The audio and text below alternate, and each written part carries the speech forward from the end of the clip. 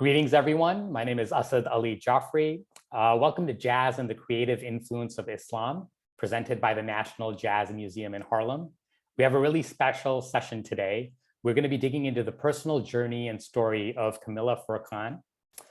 Camille Jordan was born and raised in Chicago, is a graduate of the Chicago State University with a bachelor's in music education, and is classically trained in flute, piano, and vocals. She's going to be joined today by Detroit-based artist, community organizer, and professor, Tazeen Ayub. And without any more waiting for this, we're going to get right into it. Over to you, Sister Tazeen. Thank you so much, Asad. It's such an honor to be here.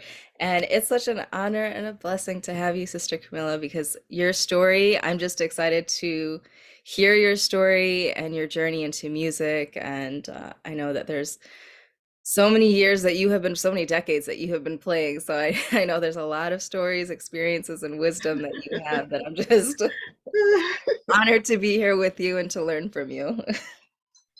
Alhamdulillah. So I wanted to start off sort of, if you could take us back to the beginning, what was the calling, or what was it that drew you to the flute and drew you to music, and what was that experience like, that sort of just started you into this decades-long journey? Oh, yes. Well, to start, I come from a working class family. My father was a laborer, and they were part of that migration of African Americans who moved up into the city for better opportunities. And so I have 6 siblings, 5 sisters, and 1 brother. And so what got me started, I was in the public school system on the south side of Chicago, and elementary level. And there was a professional who came in to our school to visit, and came to the classrooms, and he had various instruments, as I remember, to demonstrate and to see if we could start at my elementary school. Shout out to John B. Shoup Elementary. It's now some kind of academy. So John D. Shoup on Chicago South Side. And so he had, I believe, a trombone, a trumpet, a clarinet, he had drums. I don't quite remember the saxophone, and he had the flute. So all of those, when he got to my classroom, all of those instruments were demonstrated. And the only one that really resonated with me in my little 7th grade or 6th grade, whatever grade I was in, spirit at that time, was the flute. And as soon as I heard it, and he did his best to play it, to demonstrate it. But as soon as I heard it, I said, I want to play that instrument. I didn't want any other instrument, not the clarinet. I think my sister and cousin chose the clarinet. But the flute spoke to me. It resonated with my nature. It resonated in my heart and soul, as much as it could, as I was very young at that time. And sometimes band instructors, when they were putting bands together, they would they said, "Oh, I got too many flutes." So they would kind of say, okay, you got to play this instrument because I need more trumpets. Or I need you to be on the trombone, or some other instrument. But praises be to Allah, that did not happen to me. I chose the flute, went home to my parents, and they went through all of the wherewithal to see how we could get the flute for me and the clarinet for my sister. And so it was a rental-based, rent-to-own type of thing. And I was on my way, learning to play the flute with no interruption.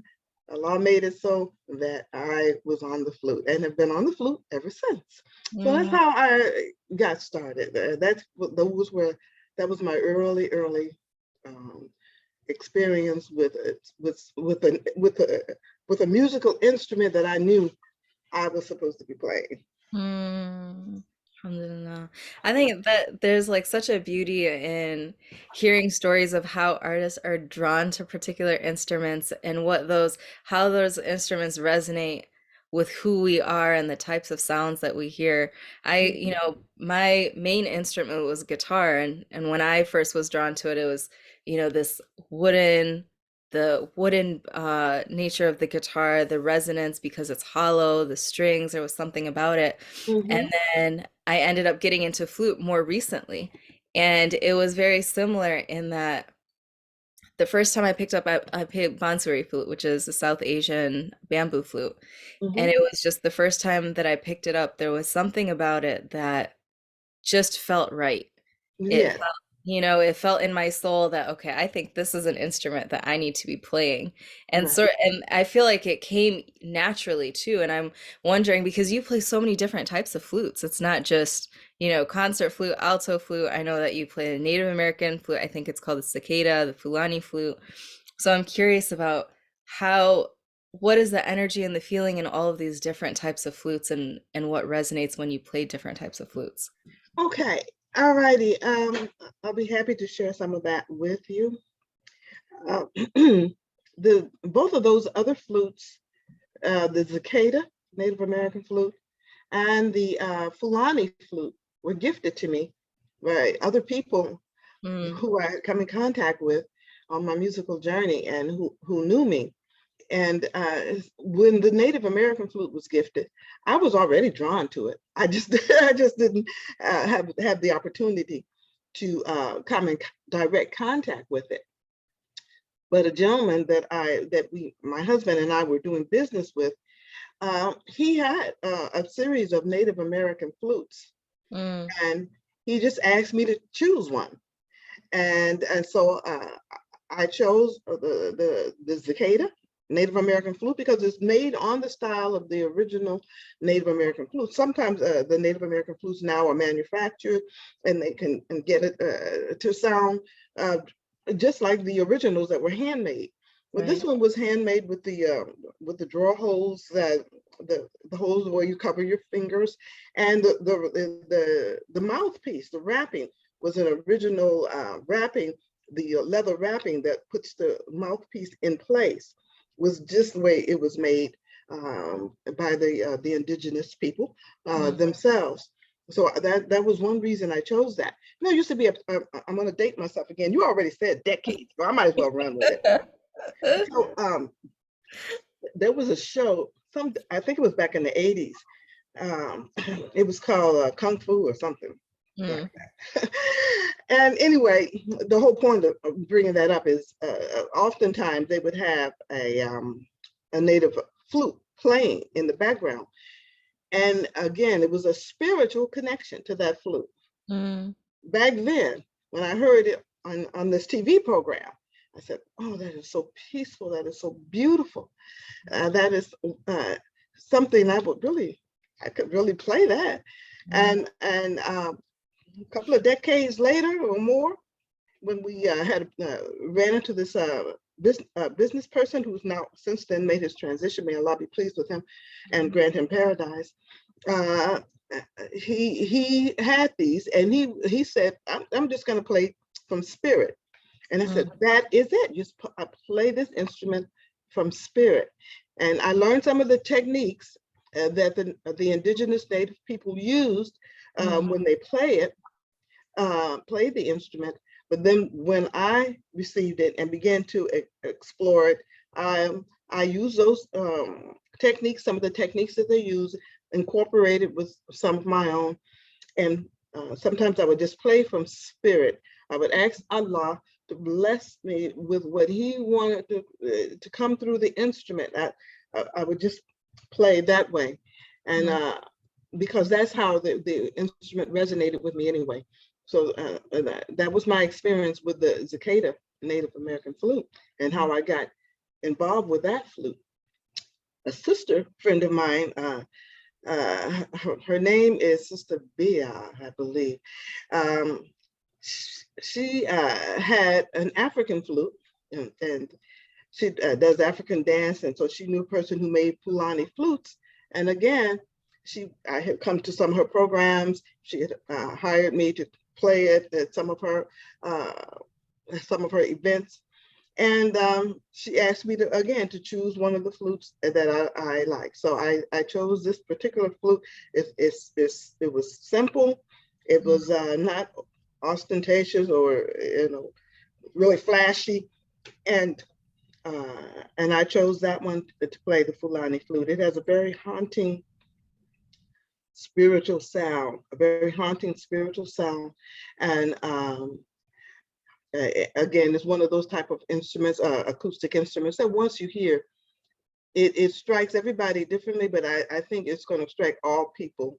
I hope I don't get in trouble for this one, but I think it's going to reach into the beyond just the curiosity level when you hear it. I think it's going to go deeper when you hear these types of instruments played. So that's how I got involved with the Fulani flute. And of course, you've already mentioned the alto flute, which I also like. And I've also played the bass flute and the piccolo. So I'm looking forward. Yeah, I'm looking forward to one day getting the bass flute, inshallah, if Allah say so. Inshallah. There's something about the bass flute that the bass sounds in general, there's something like deeply spiritual and that resonates with me when I hear those sounds, because like what you're saying, this haunting sound, I feel like there's something that it's pulling from the ground. It's like pulling the person to reflect and to really sit back and to think about, what is it that I'm hearing and where is this sound coming from and what is the emotion that's coming out? And I think what you were saying is so powerful about playing from spirit, because I think that, this genre that people now call jazz, I think at its root, that if that is what it was, that is what it is playing from spirit and being completely honest and authentic and just letting Allah, just whatever comes through, just emptying ourselves. I think that's one of the beauties of the flute, is that it reminds me, because it's a hollow instrument, of how we have to hollow ourselves. We have to strip ourselves of our ego to allow that sound to be channeled through it. Alhamdulillah for that. That was very well put and articulated. Thank you for bringing that out, because that is so important, that you do hollow yourself and allow yourself to be that vessel. And the training and the knowledge that you have and all of the skill that you've been blessed to acquire is only a starting point. Right. It's merely a starting point. And the people who influence you are merely a starting point. And then the music, the inspiration, the emptying of oneself, and allowing Allah to direct and be that voice for you through that instrument, is now we're talking about music. Right. Alhamdulillah, alhamdulillah. And it's so interesting, because I always look at it as the practice of music is a spiritual practice, because it requires discipline. It requires a teacher. It requires growth. It requires that cleansing and emptying of oneself. And I've always looked at the flute, or just any instrument, as the teacher. It's really guiding us, as how we should live and how we should practice. Yes. It's definitely a dance. It's a musical dance between the person who's playing and the instrument themselves.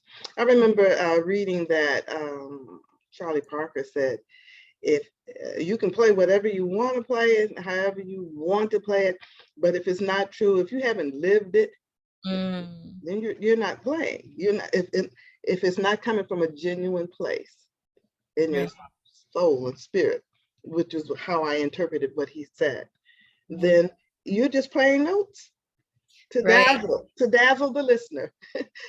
Right. But those who stay, who have longevity, they go beyond that. Right. That's the powerful point, because you could just be playing notes. You could just be reading music and playing notes, but it's not honest, or it's not coming from that source, and I think that tapping into source is something that's extremely powerful.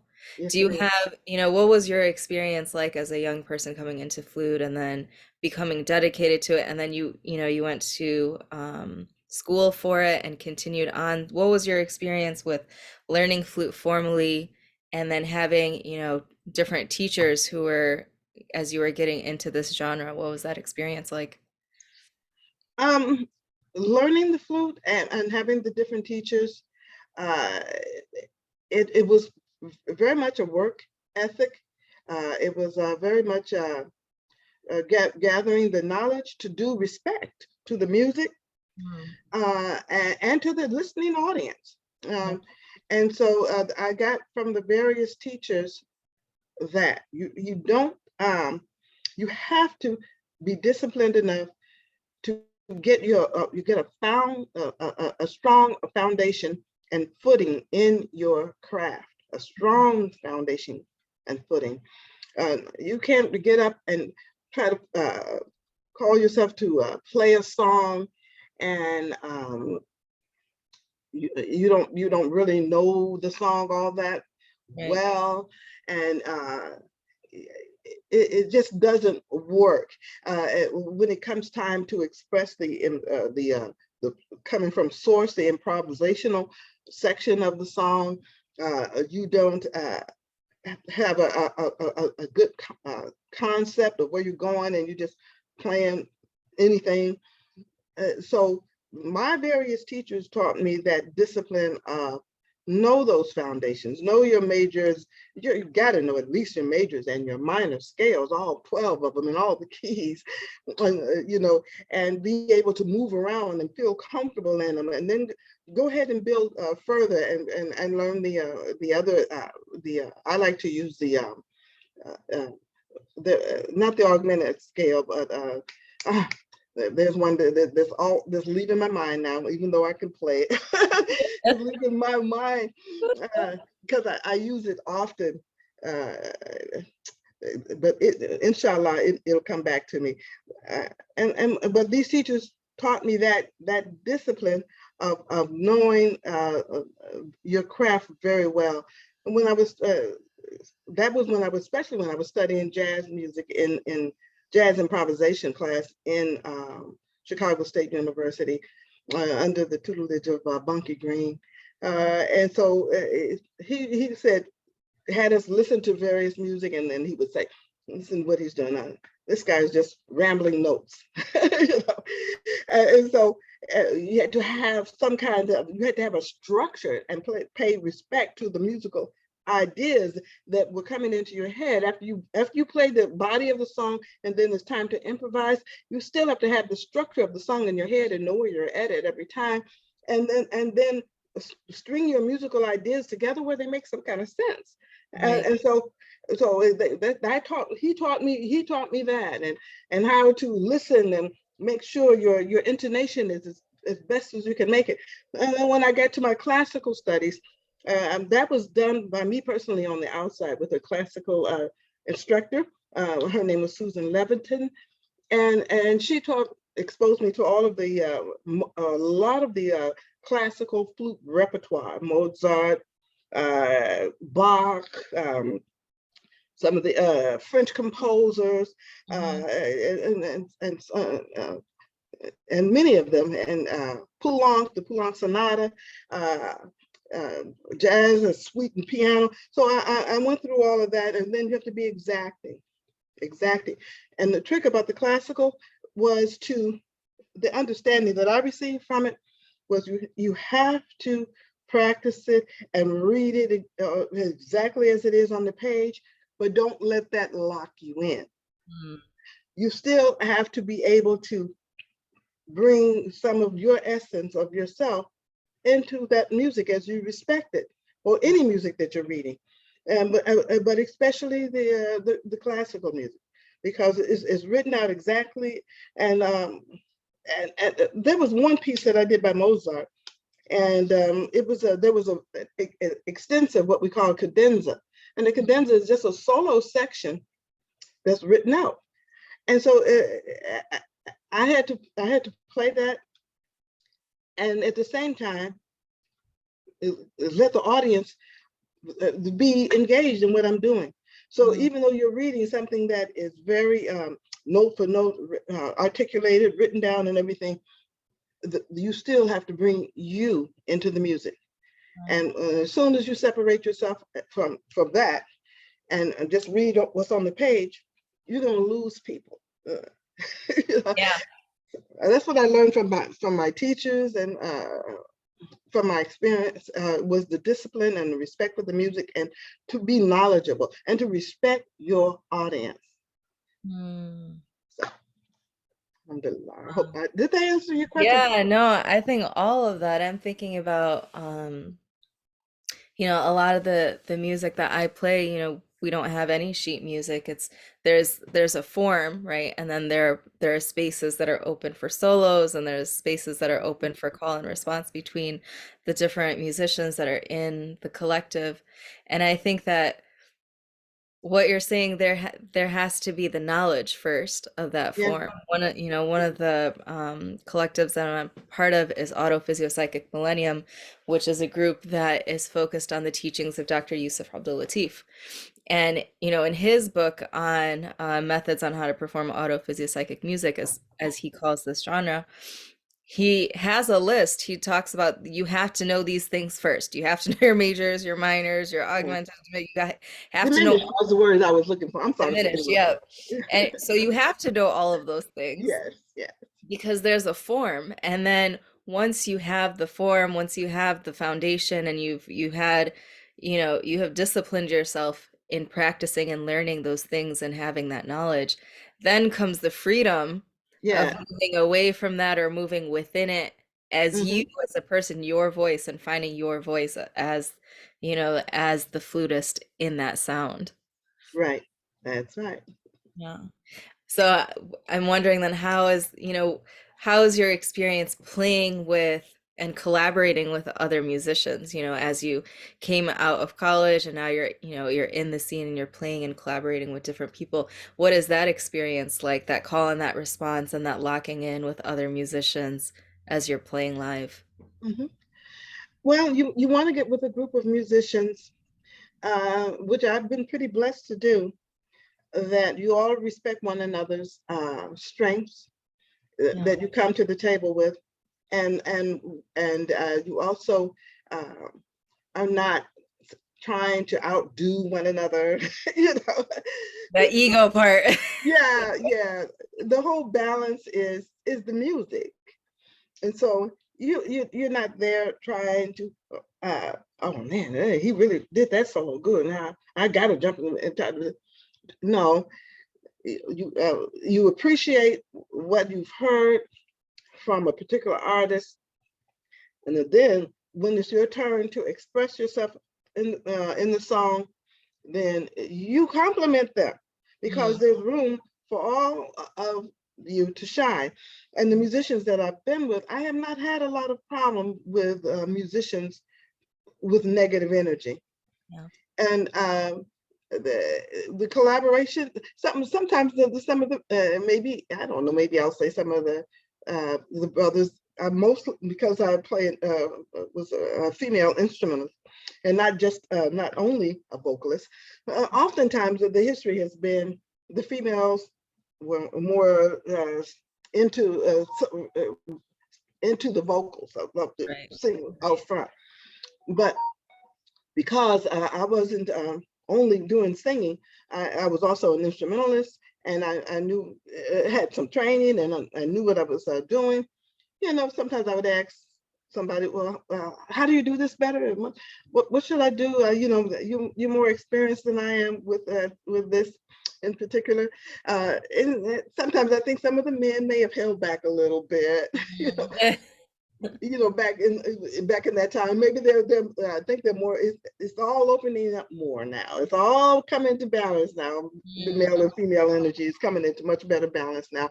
But back then in the 90s, maybe it wasn't quite as balanced. But I never met any of my fellow musicians that were so negative. We were all pretty much supportive of one another. And then what they would just tell me, they would say, you got it already. One of them said, well, you sound classical. I said, okay, is that a compliment? So, but they would tell me that just keep playing, keep coming out, and continuing to learn and listen. and learn from other musicians, the others. And I started to get a company of musicians that I was more around all the time. They would call me for certain gigs. If I had a gig, I would call them because of the synergy, because of the collective positive energy and flow between us. So that, and anybody that was too negative, I wasn't going to be around them anyway.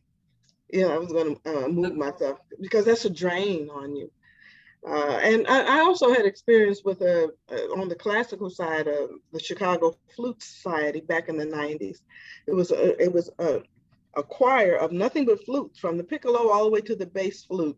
And they play basically classical music. So that was another part of what makes me who I am today. It was under the tutelage of Janet Bergman. And that was I was in that organization for, I don't know, 2 to 3 years or so. But as I'm trying to answer your question, my experience and collaborations with other musicians have been positive. Ghalib Ghallab and Rico Matre, some of the people I've done collaborations with. I'm collaborating now with a brother from out of Utah. His name is Kachabi Abdullah. So some of the sisters I've worked around, we've all supported one another. So if you stay positive, Allah will keep you in that positive zone and kind of steer you away from people who are going to put you on another path that you don't want to be on. So that's what I think. I don't know. No, I think that's absolutely the truth, because, you know, if we stay open-minded and we stay positive, then, you know, the folks who are not playing this music for that reason, or who have different intentions, those, you know, paths won't cross in the same way. I think I definitely believe that. And I think, you know, some of what you're talking about with you know, the collaborations with other artists, and how much we learn really from playing with one another and having that call and response with one another. And then a certain group might stick, or a certain, you know, number of folks might stick. You know, the group, that the collective I'm a part of, Divine Providence, we've been together for believe it or not, six years now, and that's a long time for a group of 7 people to be playing with each other consistently, you know. Right. But what you were saying, one of the points that you were making, was something I was thinking about, is the experience of being a woman in this scene, and, you know, particularly a Black Muslim woman in the jazz scene. It is so heavily dominated by men, and you're right, it is changing now.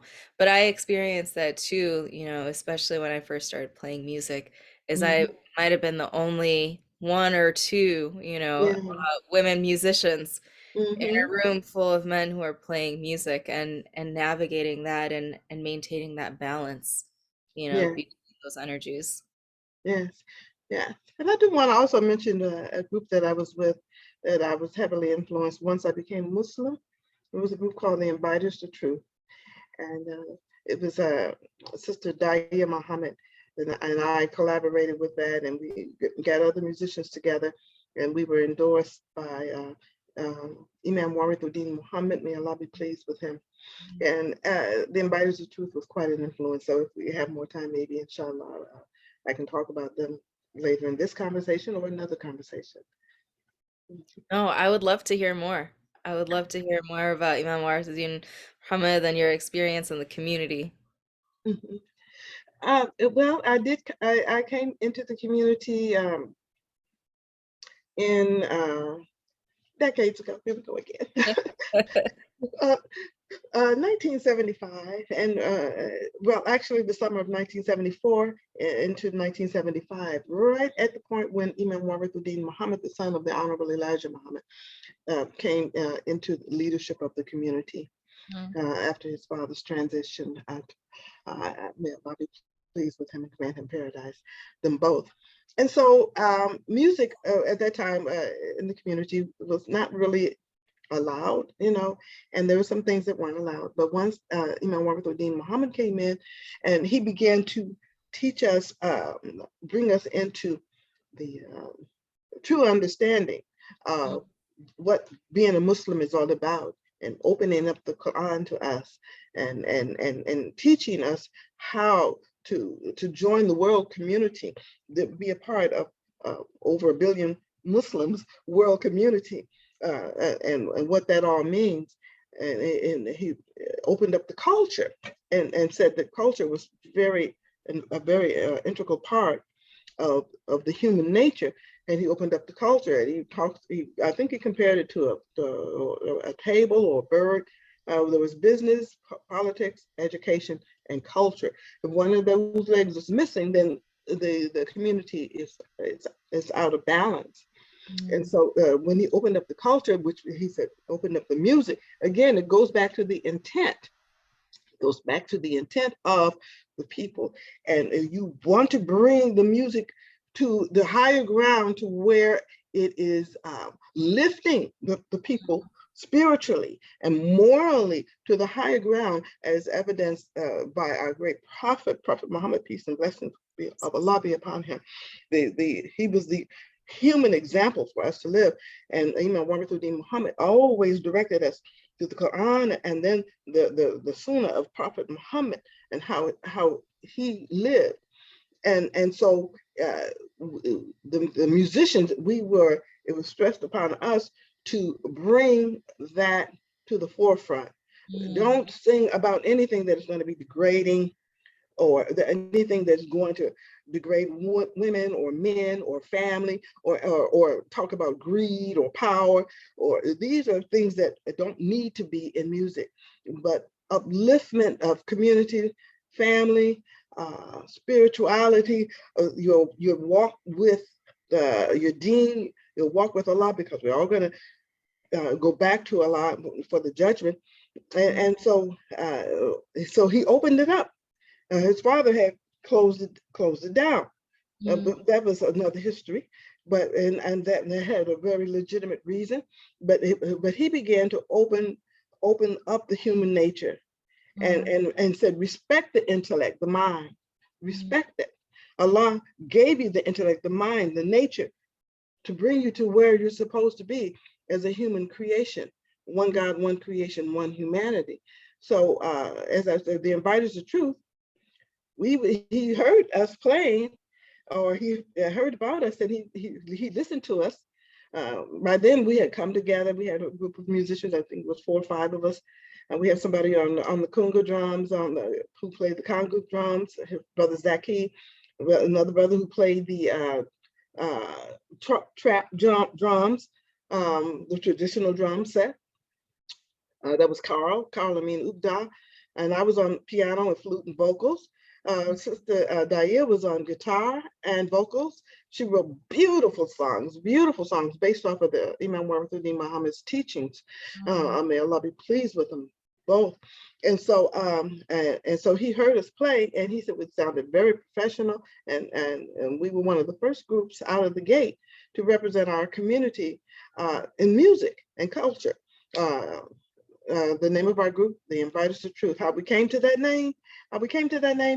We were all trying to bounce names off, and none of it was sitting. None of it was sitting down with us. And so Sister Diane said, "What about the Inviters of Truth?" And so when we all heard it, we said, "Well, what else is there to say?" And that's our dawa. We were doing that musical dawa. That's Inviters of Truth, and we all agreed with that one. And so we traveled a couple of places with Imam Warith D Muhammad. And one side, it was our community across the country saw the Inviters of Truth and what we were doing. Then it just exploded. It was what's that word? Plethora of right. That began to come out and do that dawah and respect that deen of music and culture and how you present yourself. So the Inviters of Truth were a very integral part of my musical journey after I became Muslim. Right. Alhamdulillah for that. How long did Inviters of Truth? Yeah, I mean, that's an incredible story. How long did Inviters of Truth play for? And you guys traveled to different cities? Is that what you're saying? Yeah, we did get a chance to travel to different cities. We went to New York And here I am, how this young age, out of college and all of that. And I got a chance to play at Madison Square Garden, the Embodies of Truth, with Imam Warith D. Mohammed. He went and he took us along with him. Wow. Wow. And that was quite an experience. And then Sister Diane and I, we traveled to California. We played at a prison. And so we played at some smaller cities, and we did some recordings. She had a beautiful recording that she and I are singing on together, and it's about Bilal, about the first prayer caller, and then how Prophet Muhammad, peace and blessings of Allah be upon him forever, chose Bilal to be the first caller to prayer. And so that song does historical reference and reverence to the life of Bilal. Master Bilal is the name of it's a storybook and song that she wrote, and she and I are singing it together, and I also playing flute on it. We have our whole band on it. It's beautiful. Maybe if I can get you a copy if you'd like to hear it. I would love that. Mm-hmm. I would love that. I think, there's so much in what you just said that I'm thinking about. And I think particularly like the power and the beauty and the importance of being supported by your spiritual guide, your spiritual teacher, Yeah. and how much that sort of pushes you to, and is an affirmation really in continuing what it is that you're doing. Right. I can share from my own personal experience. There was a time where I wasn't playing, music because it was a phase in my life where many people and many teachers were telling me that you shouldn't play music as a woman and as a Muslim woman. And when I came into the community of Sheikh Hisham Qabbani, who my partner and I are both students of, he affirmed the playing of music. I remember I was playing guitar and I was sitting and he said, continue, keep playing. And how affirming it was to have, my spiritual teacher and someone I trust in my community to accept that this is an important part of our community. It's an important part of the culture. It's an important part of bringing people together. It's important to healing. It's important to inviting people to the call, as you were saying, and there's so much power that is in the music. And I think oftentimes people forget how important it is to changing culture too, and to pushing things forward and to offer spaces of healing for people and for communities. Oh, it's so important. And Imam Warith D. Mohammed is still in my life. His teaching, his tafsir, still feeds me on a daily basis with my prayers, with the Quran and the discipline of being a Muslim woman, and belonging to a community. The Mosque Cares is the name of the community that I attend, and the initiatives that we have to keep a vibrant community going.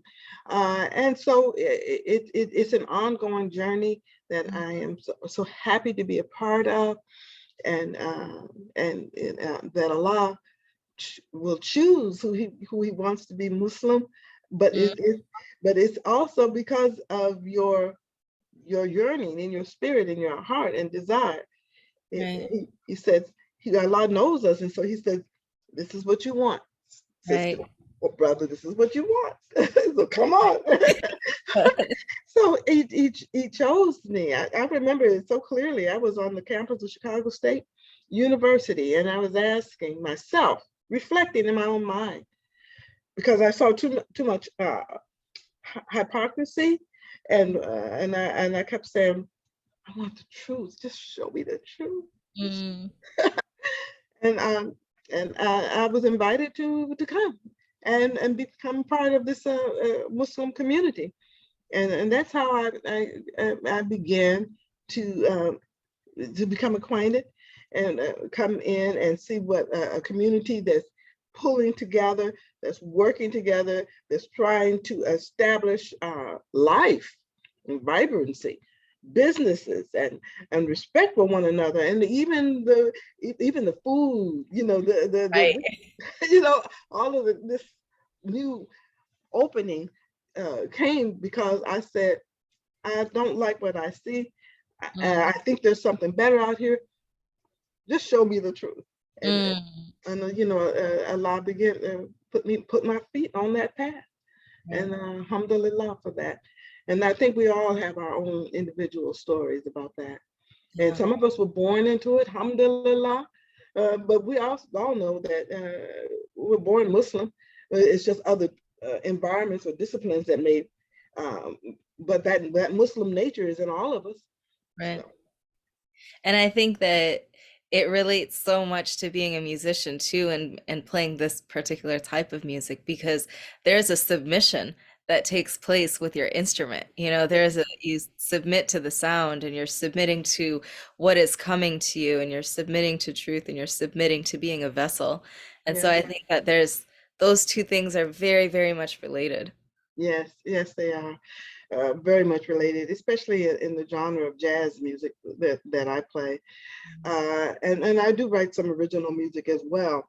But in the genre of jazz, you have to have that respect.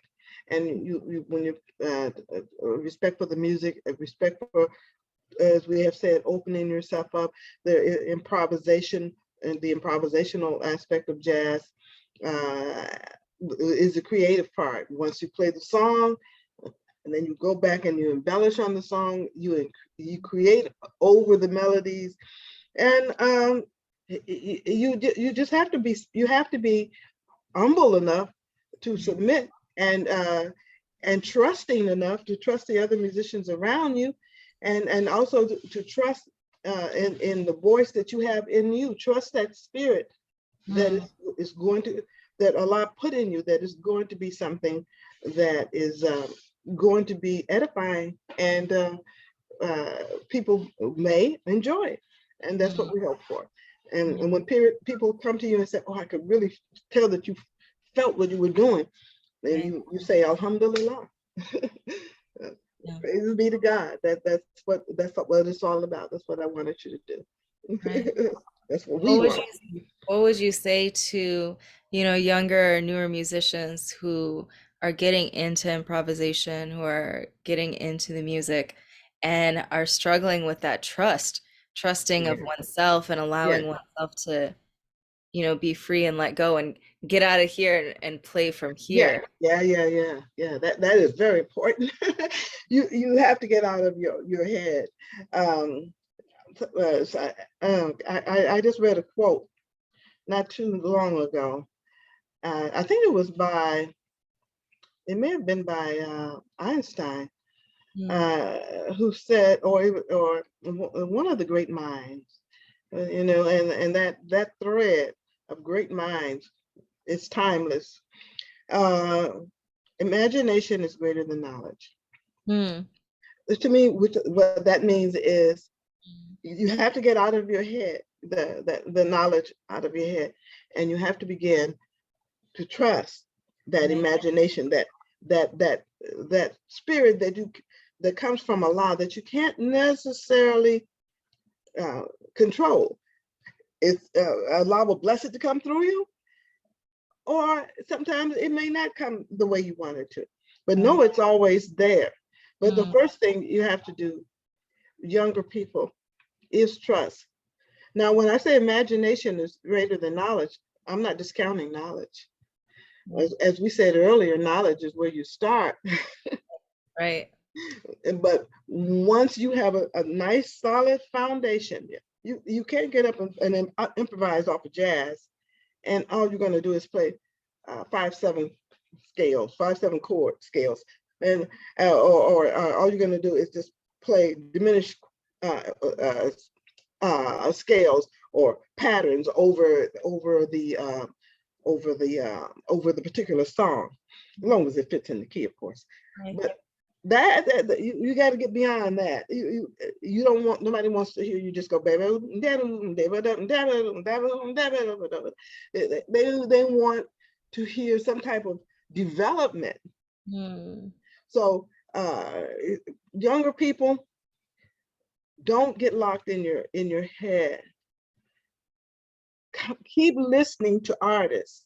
Listening is very crucial. I listened to a lot of different artists and singers in my case, but listening to the different artists of your choice, and not to you can kind of break down where they went here with this chord and they went there with that chord, but that's just a start. Try to listen to where their message was going, what was coming from their spirit, their source, their spirit. But listen to that. I never would. I haven't done it before. Copy another person's solo because I'm not that person. Number one.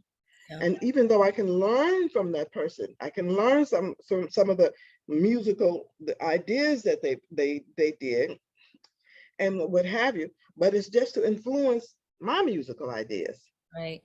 And so a lot of younger musicians, I just want to say, make sure you have a strong musical foundation and then listen to the various professionals that you admire, that speak to your soul, speak to who you are inside, and then trust yourself that you can maybe borrow from some of their musical ideas or inspirations, and that you can eventually emerge on the other side with your voice. But you have to start with the knowledge and the trust, right, and listening. And just listening. That's what I would say to them. Experience. Right. Knowledge, trust, listening, and experience, all the main key ingredients. Yeah. I'm curious, as you're talking about listening for inspiration, what are some things that have inspired the music that you have written? You have several CDs that are out, and I've seen several videos that are online and live performances. What are some things that, have inspired you to write different pieces, or to, whether it's in flute or in vocals or piano, what have you? Yeah. And some of the people, they've been people that I admire, that have influenced how I play. I would say Yusef Lateef, who played flute, was a big spiritual influence to me on some of the flute that I heard him play. And also, let me see, some of the John Coltrane. I can't forget John Coltrane. Miles Davis. Some of the women singers and musicians. Ella Fitzgerald, especially for her scatting. Ella Fitzgerald for her rich, beautiful voice. Nina Simone for her strength and artistry on the piano, and her writing and speaking from her authentic voice, right. No matter who liked it or didn't like it. Right. Nina Simone, Sarah Vaughan, rich, beautiful voice. So these are some of. There are others that have influenced me. Chicagoland musicians, some of people who I played with, that I admire, who have helped to shape my musicianship. Kurt Brown, he's a Chicago musician on piano. He's beautiful. Roger Weaver, Chicagoland musician. Clint Chappelle, he and I like to go outside the chord. I use him often when I'm playing Clip. I call him my brother from another mother. we kind of have that kind of outside connection with playing outside of the tonality a little bit and then coming back in. Ornette Coleman used to do that. It was known for, it was an innovator in doing that. So these people that I have mentioned outside of my spiritual connection that we've already spoken about have helped to shape me and the way I write. I've got a song that I'm working on now. Inshallah, I want to put it out pretty soon, but it's a blues. It's a genre of blues. So, did I answer your question? You did, and I was thinking of like all of these different, especially the artists that you were talking about. You mentioned, Dr. Yusuf Lateef and John Coltrane, Miles Davis, and Nina Simone. I'm thinking, and Ella Fitzgerald. All of these are musicians who are spirit musicians. They Yeah. were, they were all playing from source. They were all playing from spirit. They all had a spiritual practice. They all Yeah. had spiritual teachers and guides, and the music that they were playing was very authentic, and it was Yeah. speaking to the times. It was relevant to the experiences that they were having Yeah. during their time. Mm-hmm. Yes. So true. So true. And I will forever be indebted to them. And I still look to them for source, even today. They still resonate strongly in my spirit. And their works are timeless. They're timeless bodies of definitely. pieces that you can always listen to. Yes. That is so true. You mentioned you're working on something. I'm curious to know what is next for you. What are some projects that you're working on right now, or any music that you may be releasing, or just what's been inspiring you lately or that you've been working on lately? Yeah. I want to do more with my acoustic instruments, my Native American flute and the Fulani flute. I want to bring out on an upcoming musical endeavor is to use them in the genre of jazz or in the genre of blues, and to still do respect to those particular instruments, because they're thousands of years old. The indigenous Native American flute is goes back thousands of years, and so does the Fulani flute. And so I want to use them in my genre of creative music, maybe based in jazz. In fact, I do have a CD out called The Aura of Jazz, where I have one song that's on the Native American flute, and it's called it's from a spiritual motherless child, and I have an upright bass who's on it, and drums, and then myself with the keyboard, of course, Clint Chappelle, and the upright bass. His name is Dawee Williams, and Eric Scott. These are the musicians I'm working with, and we're playing this spiritual piece called "Motherless Child" on the Native American flute. So I want to do more of bringing those other flutes in with my music.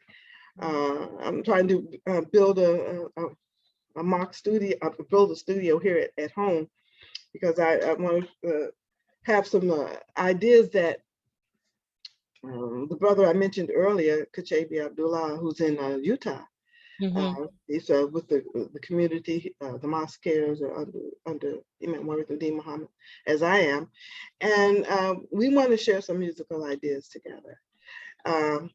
And so that's where I'm moving right now, to bring those acoustic instruments in ways that you don't necessarily see them, but at the same time respects the authenticity of those instruments. Let them have their place where they fit in with what I'm doing, and I believe that kind of instrumentation as long as it's respected by the artist and is used in the right way with whatever the music is that's being created, I think people will find it very interesting. There was a piece that we did, Brother Carl, Lukda, and myself, when I first got shortly after I got the Native American flute. It was called Wind Talkers. And it was just he did, I approached the idea to him because he's good at writing spoken word. See, maybe I'll even include some spoken word because my mind is open like that. I just ask Allah to just let the ideas flow, and if it comes to fruition, alhamdulillah.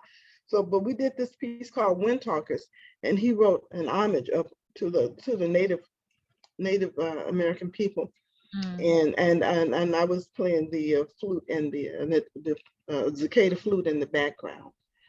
So I want to bring that piece out again. And do something more with the Fulani flute. I'm ready to go. And I would love to work with you, sister. I would love that. I would be honored. I'm hearing, all of these different fusions that you're trying to do. And I think that's the beauty of music, is that we're able to be influenced and bring different sounds together and what fits and what sounds right, and create new sounds from that, like bringing spoken word into the music or different instruments, or even as you're talking about, Native American instruments, and what type of ancestral ties are we pulling in, and ancestral sounds are we pulling into the music by respecting those instruments and respecting the land and respecting people that it came from. So I'm excited to hear all of these different things that you're working on, because it sounds really, really powerful and really incredible. Alhamdulillah, alhamdulillah. Thank you, sister. Well, as we are coming to a close, I just want to say thank you so much for being here, for sharing your story, for sharing your wisdom. I think it is so, so important for us to preserve these stories, to preserve this history, because we're a continuation of it. Music is communities, we're continuations of one another, and we're building, on that legacy, or continuing those legacies. So it's been an honor having this conversation with you. And I wanted to close with leaving it to you if there are any last thoughts or last pieces of advice you may have that you would want to share with the audience or with current artists. It's a journey. It's the journey that the Creator has put your feet on, our feet on. Let's work together, experience and build together this world community, this one God, one truth, one humanity. Let's do that together. And I don't know what else to say after that. Let's stay positive, and Allah will bring us together. I truly trust that 100%. You and I are evidence of that right now. Right. 100%. Well, with that, thank you so much. And thank you so much for everyone listening. I'll pass it back to you, Asad.